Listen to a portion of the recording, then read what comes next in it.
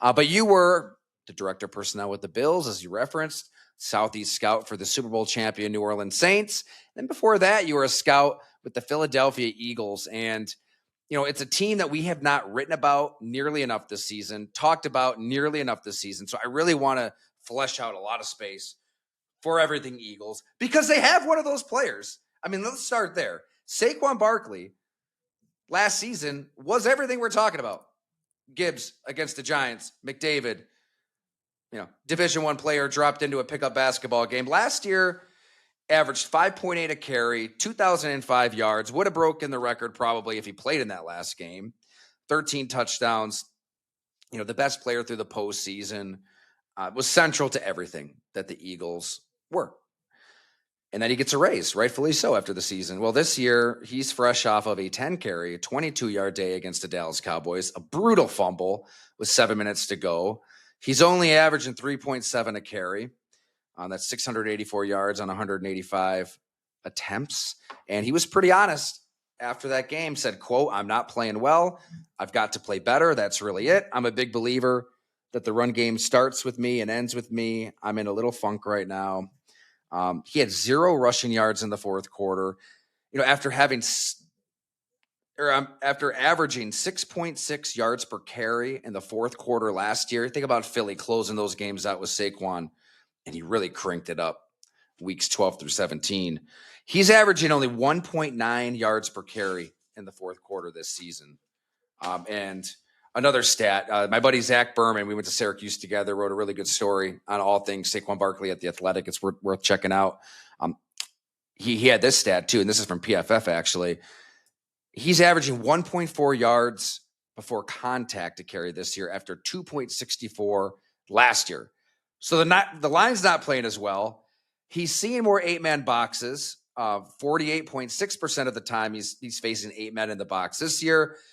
The most since his rookie year with the Giants. Compare that to 40.3 last year. And then I think I'm kind of like throwing a bunch of numbers at you that point to different reasons for this lack of production. But, let's face it too, Jim. He's a running back with a lot of mileage. If you include the postseason, he touched the ball 482 times last year. That's the most that anybody in the NFL has carried the ball, touched the ball total. Since who? Since DeMarco Murray had 497 for Dallas a decade ago, and then he just fell off a cliff with Philly the next year. Yes. So, and then you wonder, okay, like, is it catching up to him? But then he has he does have his top end speed. He's been clocked at 21.87 miles per hour and 21.68 miles per hour on 2 plays this year. Those are 2 of the 13 fastest times for anybody in the NFL. So it's like, okay, he's not exactly, Reggie Bush strapping on the number 22 for the Buffalo Bills. It's still in there, but what do you attribute to this to? Because I think on this pod, we want to figure out what's wrong with the Philadelphia Eagles. What's right too? They are right in the mix still for the number 1 seed. But it all does start with their best player, Saquon Barkley. To you, Jim, what's going on with Saquon? You just summed up why the Eagles are struggling. Because the teams have decided to stop their best player, who is not Jalen Hurts. Your best player should be the quarterback, not Saquon Barkley. So when you are seeing 8-man boxes, why are you seeing 8-man boxes? We have to stop Barkley. We're not afraid of the quarterback throwing down the field. That has become evident and obvious. I don't want to say Hurts has been exposed, but this is real simple. We'll do, because you were giving out some good stats. I have a couple too. This year, points per play, they are 11th in the NFL. That's not bad. That's playoff worthy. Last year, they were 8th. Okay, so that's pretty much on par. So points per play, their points, that's okay. Here's where it gets funny. Yards per play. Last year, they were 8th. This year, 20th. Rushing yards per attempt. This is the last stat. Last year, 2nd. This year, 25th. There it is. They can't run the ball, and Hurts isn't good enough, even though I know Dan Orlovsky says he's number 1 quarterback in the NFL. Everybody wants to say it because you're afraid to say what he is. He's a system athlete. Yeah. Just say it. Stop being so afraid. You said it perfectly. The teams are trying to stop their best player, who is Saquon Barkley, not Jalen Hurts. Let Hurts quarterback sneak me to death. Let him throw down the field to death. That's what teams have said. And what I got to find it exactly here. But what happens when, shit starts hitting the fan? We start hearing the truth leak out to the public a little bit. They're doing their best. And that's what's happening. They're doing their best. The offense. Well, the Seth Joyner show, there's a report there. This is before the Dallas game even. They said that a lot of people in that organization are growing frustrated with the quarterback situation right now. And then The Athletic echoed that, provided some specifics, and said it's all about Jalen Hurts being hesitant to throw the ball into tight windows, leaning too heavily on checkdowns and scrambles, not trusting what's down the field. We know A.J. Brown is just freaking miserable. I mean, he's just hating life. I mean, he's telling everybody, don't draft me in fantasy football. I think we've said it before. But he is George Costanza hooking up the trophy to the back of his car and driving around the parking lot. He doesn't give a damn. And Nick Sirianni and this team, they can handle the drama. And I think that's what does give me a little hope that they'll work through this too. But it all stems with exactly what you just said and what everybody is afraid to say. Jalen Hurts cannot beat you right now. He can't. But look, this isn't a shock. This is why he went in the middle to the end of the second round. This is why Nick Saban benched him in a national championship game for Tua Tagovailoa. He is a tough as nails inside runner who can throw it deep. He's got the arm to do it. Hell, he did it against Dallas, 3rd and 10 to Devontae Smith down the right sideline. Incredible play. They go up at 21-0. You think they're going to cruise. They're going to dominate. But a quarterback who's paid like a top-end elite 4,000-yard, 30-touchdown quarterback, that's just never who he's been. That's okay because guess what? He wins a lot of games. But I think you're seeing the great counter from defenses. They are loading up the box. Philly's line isn't playing as well as they did last year. They're more banged up than they were last year. Mekhi Becton left. Lane Johnson is in and out of the lineup. I mean, if he can play, he's gonna play. But Landon Dickerson will start early in there. There's all these other little factors for sure. And Saquon getting older is part of that. But at the top of the list, it's okay, if teams are doing this in the modern NFL, and you've got A.J. Brown, you've got Devontae Smith, you've got Dallas Goedert, you've got to make them pay. You've got to push the ball down the field. And that's just not who Jalen Hurts is consistently through a football game. So real quick, 100%, this is perfect because I agree with you. It's always been said. We talked about when Sean Payton told the NFL Russell Wilson couldn't play. Nobody believed him. Omar Khan and Mike Tomlin thought Coach Payton was wrong. And so Steelers signed him. Embarrassing.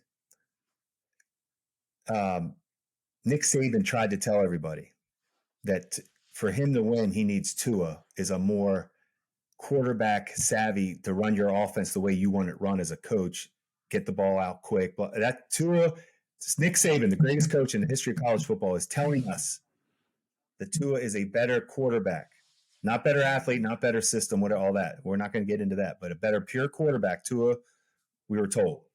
Well, I believe that. I just look, completions per game this year, completions per game. Philadelphia is 28th. Wait, let me just tell you who they're with, though. 28th, and guess who they're right ahead of? Almost tied. J.J. McCarthy. Oh. Right.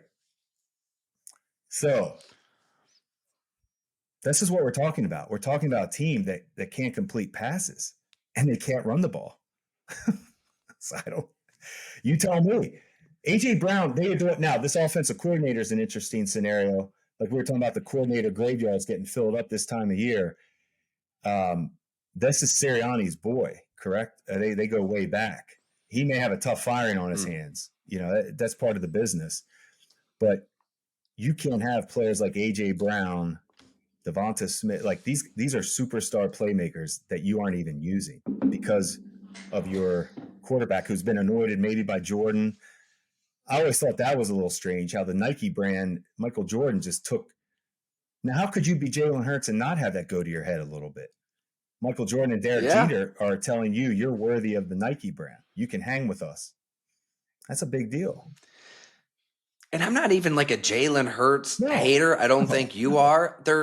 There's so much to love. So I mean, tough. He's so everything. He is a maniacal worker, and I think it says so much about his personality that he did bounce back from that second half benching in a national title game when the entire country's watching to then play backup the next year. I think it was thrown into the SEC championship late that season. Played well, gets to Oklahoma, does enough there to warrant a shot in the NFL. I mean, God, they moved on from the Carson Wentz business. Not long after Carson Wentz was the MVP frontrunner, and they won a Super Bowl after he went down. There's a lot to love about Jalen Hurts. It's just when AJ Brown is standing there and says, "Look, yeah, well, if there's something wrong, I'm paraphrasing. If there's something wrong with me, there's something wrong with Saquon." Like, they're saying the quiet part out loud, right? It's about the quarterback, and now you've got people in the organization putting it out there. We want this guy to pull the trigger more. So the question then, Jim, is like, can they dig themselves out of this? I mean, there is a formula. It did win a Super Bowl. If you can get Saquon Barkley going, then that's number one somehow. I mean, between weeks 12 and 17 last year, he averaged 144.7 yards a game. That was 24 and a half better than anybody else. So maybe there's something competitively to Saquon Barkley that just flips a switch. And it doesn't matter what's going on around him. It doesn't matter that he's getting hit behind the line of scrimmage.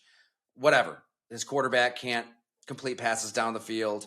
I would not be surprised at all if Saquon Barkley, Friday during the day, I should say, against Chicago, a team that does not have a good run defense, which, I mean, if Mason Rudolph doesn't go full Mason Rudolph and fumble the ball, the Steelers were in control of that game. They're going down to take the lead. They ran for almost 200 yards.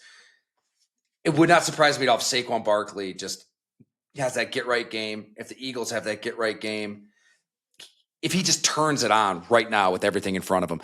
I mean, you've been around some of the best of the very best competitors in this sport, Jim. There are a select few who, I mean, we just threw all these numbers at everybody. Okay, beyond the numbers, Saquon Barkley's sitting there.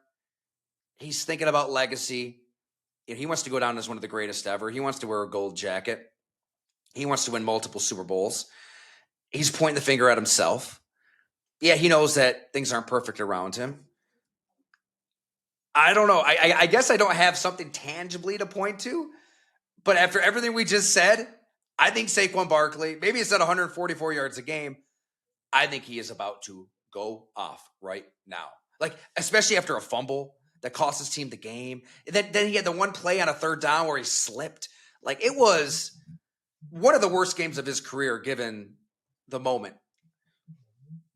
I think I put him in that category of players who has a game like that and does everything in his power to just shift it to another gear and defy everything we think about running backs at his age with his mileage, whatever.